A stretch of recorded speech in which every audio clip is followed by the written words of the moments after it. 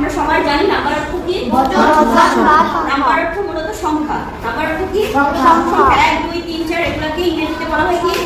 Number. 1 2 3 4 5 এখানে যতগুলো এরকম আছে ওগুলোকে বলা হয় নাম্বার একসাথে।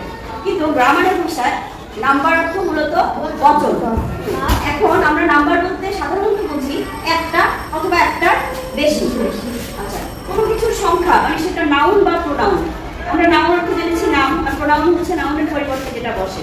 ওই নাউন বা প্রোনাউনের সংখ্যাকেই মূলত কি বলে? নাম্বার। নাউন বা প্রোনাউনের সংখ্যাকেই কি বলে? নাম্বার বলে। আচ্ছা, নাম্বার কয় প্রকার? দুই প্রকার। একটা হচ্ছে সিঙ্গুলার, একটা হচ্ছে প্লুরাল। ঠিক আছে?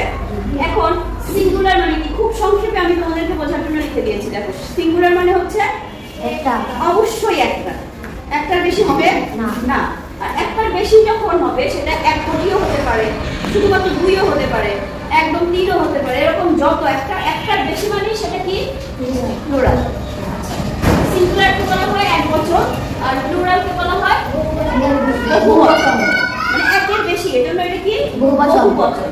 আচ্ছা, এখন দেখো আমরা কিছু एग्जांपल দিয়েছি। এখানে আছে স্টুডেন্ট। স্টুডেন্ট কি সিঙ্গুলার না প্লুরাল? সিঙ্গুলার। একটা ছাত্র বা ছাত্রীকে বোঝাচ্ছে। আর যদি এটা স্টুডেন্টস হয়ে যায় তখন কি হবে? প্লুরাল। প্লুরাল। বুঝতে পেরেছো? স্টুডেন্টের সাথে একটা এস হয়ে গেল, তাই না? এস লাগলে সেটা কি হয়ে গেল? প্লুরাল হয়ে গেল, অনেকগুলো হয়ে গেল। আচ্ছা, এখানে দেখো আরেকটা एग्जांपल। ম্যান। ম্যান মানে একটাই মানুষ, তাই না? একটাই লোক বোঝাচ্ছে।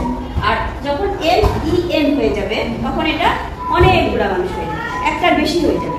সেটা 2টা মানুষও হতে পারে, 10টাও হতে পারে, 10,000ও হতে পারে, তাই না? এখন কি তোমাদের কাছে ক্লিয়ার? আর এটা দেখো উইমেন আর হচ্ছে ওমেন। ঠিক আছে? এটা হচ্ছে ই আর এটা হচ্ছে এ।